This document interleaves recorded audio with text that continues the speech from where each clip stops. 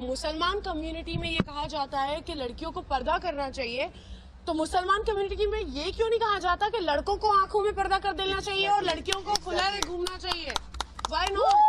कि इस्लाम खवातीन को अपने हुकूक नहीं देता, इसीलिए उसे हिजाब में रखता है।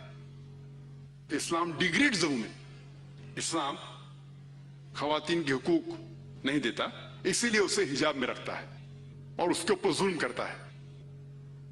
इस जवाब के पहले हम ये समझ ले कि तारीख में हम पढ़ेंगे खवातीन के साथ क्या सलूक किया गया है, वो हम जान ले, फिर हम जवाब पे आएंगे।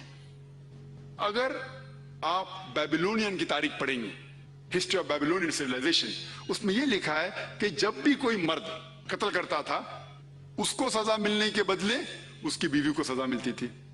अगर आप ग्रीक सिविलाइजेशन पढ़ेंगे, उसमें एक खातून थी जिसका नाम था पेंडोरा, एक इमेजिनरी वुमेन थी पेंडोरा, जो ग्रीक लोग कहते थे उसके वजह से सारी मुश्किलात जो दुनिया में है वो इस खातून की वजह से है। उनका एक तसव्वुर था जो गलत था। और इस ग्रीक सिविलाइजेशन में खातून की इज्जत ही नहीं थी, वैश्यापना काफी कॉमन था, आम था। अगर आप रोमन सिविलाइजेशन पढ़ेंगे, उसके अंदर भी nudity and prostitution was very common, नंगापन और वेश्यापना बहुत आम था।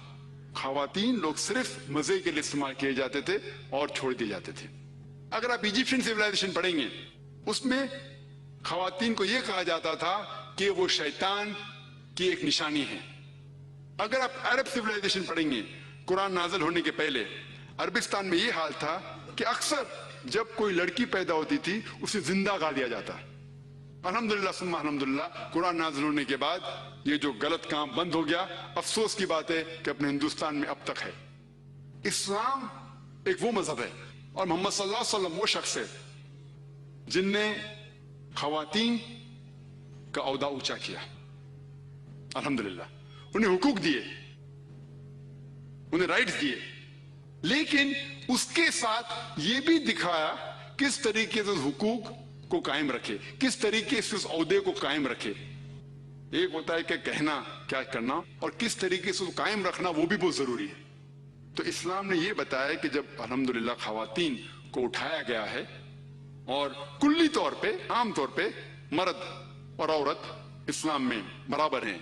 कुछ चीज में मर्द का दर्जा ऊंचा है, कुछ चीज में औरत का दर्जा ऊंचा है, लेकिन कुल्ली तौर पे दोनों बराबर हैं।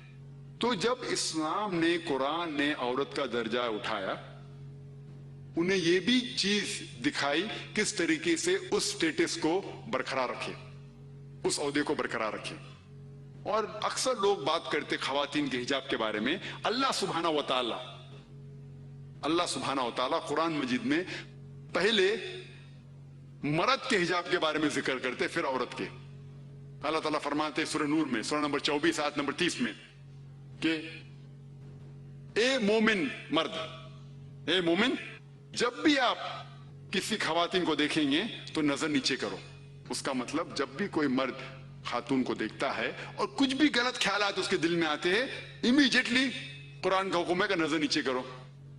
एक वक्त एक मुसलमान एक लड़की को घूर के देख रहा था, तो मैंने उससे कहा, भाई साहब आप क्या कर रहे हैं, ये हराम है। तो उसने कहा कि हमारे मोहम्मद सल्लल्लाहु अलैहि वसल्लम ने कहा कि पहली नजर माफ है, दूसरी हराम है। मैंने अब तक आधी नजर भी पूरी नहीं किया। तो मोहम्मद सल्लल्लाहु अलैहि वसल्लम हदीस में फरमाते हैं कि पहली नजर माफ है, दूसरी हराम है। उसके मतलब ये नहीं कि अब 10 मिनट तक के लड़की को घूरते रहो बिना पल के झपकाए और कहेंगे कि नजर पूरी नहीं है। मोहम्मद सल्लल्लाहु अलैहि वसल्लम कहना यह था कि अगर आप अनजाने में कोई खातून को देख लेते हैं, लड़की को देख लेते हैं, तो जानबूझ के उसके तरफ फिर से मत देखो। उसके खूबसूरती को देखने के लिए जानबूझ के वापस से मत देखो। दूसरी आयत कुरान मजीद के अल्लाह ताला फरमाते सूरह नूर में, सूरह नंबर 24 आयत नंबर 31 में कि ए मोमिन औरतें, ए मोमिना, आप जब भी कोई मर्द को देखिए तो अपने नजर नीचे करो और अपने सिर के ऊपर जो कपड़ा है या दुपट्टा है उसे अपनी छाती के ऊपर ढाक लो और अपनी जीनत किसी को भी मत दिखाओ, सिर्फ अपने शौहर, अपने बेटे, अपने वालिद और एक बड़ी फरिश्त है जो महरम जिससे शादी नहीं कर सकते दिया गया है। आमतौर पे हिजाब के लिए 6 फराइद है, 6 नुक्ते हैं, 6 पॉइंट्स है। नंबर 1, एक्सटेंट औरा, जो मर्द के लिए है कम से कम नास से लेके घुटने तक, और खवातीन के लिए पूरा जिस्म ढका रहना चाहिए। सिर्फ जो दिख सकता है वो चेहरा और हाथ। कुछ उलमा कहते हैं ये भी ढका होना चाहिए। बाकी 5 बातें खवातीन और मर्द के लिए यकसा है। दूसरा पॉइंट, जो कपड़े वो पहन रहे हैं वो इतने पतले नहीं होना चाहिए ताकि कोई उसके आर पार दिख सके। तीसरा पॉइंट, ऐसे कपड़े, चुस्त कपड़े नहीं होना चाहिए जिससे जिस्म का ढांचा दिख सके। चौथा पॉइंट, कपड़े इतने भड़कीले नहीं होना चाहिए कि दूसरे जिन्स को मुतासिर करे। 5वां पॉइंट, कपड़े गैर जिन्स के, औरत मर्द के कपड़े ना पहने और मर्द औरत के कपड़े ना पहने।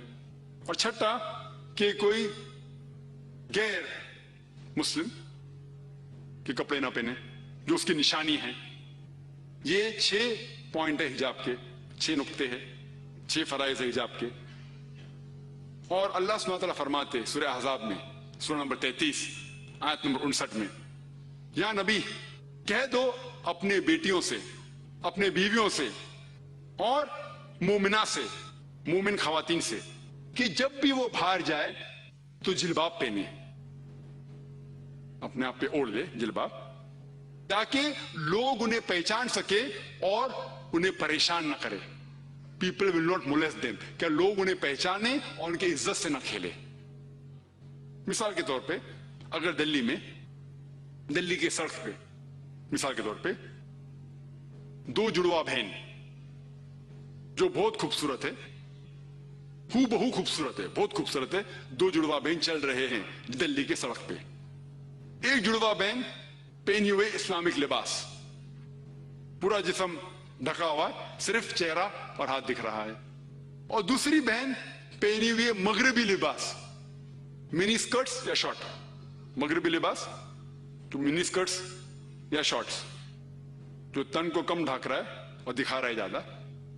और दोनों जुड़वा बहन अगर दिल्ली के सड़क, कनॉट प्लेस, अगर वहां चल रहे हैं और सड़क के कोने पे, किनारे पे एक लफंगा ठहरा हुआ है लड़की को छेड़ने के लिए, मेरा यह सवाल है कि वो लफंगा किसको छेड़ेगा? वो बहन को जो इस्लामिक लिबास पहनी हुई है, हिजाब पहनी हुई, क्या वो बहन जो मगरिबी लिबास पहनी हुई है किसको छेड़ेगा? जो मगरिबी लिबास पहना हुआ है। कुरान सही कहता है कि हिजाब खवातीन को महफूज रखता है और इज्जत बरकरार रखता है। और इसके बाद इस्लामी शरीयत ये कहती है कि अगर कोई आदमी किसी औरत का बलात्कार करता है, जबर ज़िना करता है, तो उसके लिए सजाए मौत, डेथ पेनल्टी। बहुत से गैर मुस्लिम कहेंगे सजाए मौत, आज की तारीख में 21वीं सदी में सजाए मौत, कितना बेदर्द दीन है ये इस्लाम, कितना नागवार दीन है। लेकिन मैं सवाल पूछा हूं हजारों गैर मुस्लिम से, अब भी पूछ रहा हूं कि मिसाल के तौर पे खुदा ना करे कोई आपकी मां या आपकी बहन का बलात्कार करता है और वो बलात्कार करने वाले को आपके सामने लाया जाता है और आपको जज बनाया जाता है, आप क्या सजा उसे देंगे? और 100% मुझे जवाब ये मिला कि सारे गैर मुस्लिम ने कहा कि हम उसे सजाए मौत देंगे। कुछ गैर मुस्लिम ने ये भी कहा कि हम उसे तड़पा तड़पा के मारेंगे। तो जब आपकी कोई वालदा या आपकी बहन का बलात्कार करता है, आपको उससे सजाए मौत देने का है, दूसरी किसी बहन का बलात्कार करता है, आपके सजाए मौत गलत है। ये डबल स्टैंडर्ड्स क्यों? जो लॉ होता है ये क्यों होना चाहिए? अगर आप जानते, आज जो लोग कहते हैं अमेरिका इतनी एडवांस्ड मुल्क है, लोग उसकी तरफ देखते, आप जानते वो एक मुल्क है जिसमें ज्यादा बलात्कार होते हैं। एक मुल्क है जो नंबर 1 पे नहीं है, लेकिन जो मैक्सिमम रेप जितने दुनिया में होते हैं उसमें से एक मुल्क है यूएसए। एफबीआई के स्टैटिस्टिक्स के हिसाब से 1991 1991 के एफबीआई के स्टैटिस्टिक्स के मुतालिक उसमें लिखा गया है कि हर रोज अमेरिका में 1756 बलात्कार होते थे। 1996 के स्टैटिस्टिक्स के हिसाब से, 1996 के स्टैटिस्टिक्स के हिसाब से US crime department of justice वो कहती है कि 1996 में हर रोज ऑन एवरेज हर रोज 2713 बलात्कार होते थे। 91 में 1756, 96 में 2713। अमेरिकन लोग और जरा ज्यादा बोल्ड हो गए और हिम्मत वाले हो गए। हर रोज 2713, यानी हर 32 सेकंड में एक बलात्कार होता है अमेरिका में आज की तारीख में। हम इस ऑडिटोरियम में लगभग 2 घंटे से हैं। 2 घंटे से जब से हम इस ऑडिटोरियम में हैं 200 बलात्कार अमेरिका में हो भी चुके होंगे। मैं आपको यह पूछना चाहता हूं, अगर हम इस्लामिक शरीयत लागू करें अमेरिका में कि कोई भी मर्द कोई खवातीन को देखे और कोई भी गलत तस्वुर उसके दिमाग में आया, उसे अपनी नजर नीचे करना चाहिए। उसके बाद खवातीन सारा जिस्म ढके, सिर्फ चेहरा और हाथ छोड़ के। उसके बाद अगर कोई मर्द बलात्कार करता है, सजाए मौत। मैं ये पूछना चाहता हूं कि अमेरिका में बलात्कार की फीसद बढ़ेंगी, वही रहेंगी या घटेंगी? घटेंगी। आप इस्लामी शरिया लागू करो और इमीडिएटली आपको रिजल्ट्स मिलेंगे। और जो एक्स होम मिनिस्टर थे एल के अडवाणी, अभी नहीं है, इस देश के होम मिनिस्टर थे, उनने तजवीज की थी, उनने कहा था गवर्नमेंट से कि बलात्कार करने वाले को डेथ पेनल्टी मिलनी चाहिए। और मैं अल्हम्दुलिल्लाह उन्हें कांग्रेचुलेट किया। एल के अडवाणी जो होम मिनिस्टर थे, अभी नहीं है, उनने कहा था चंद साल पहले कि बलात्कार करने वालों को सजाए मौत होना चाहिए। और मैं उनकी इस बात पे सहमत हूं।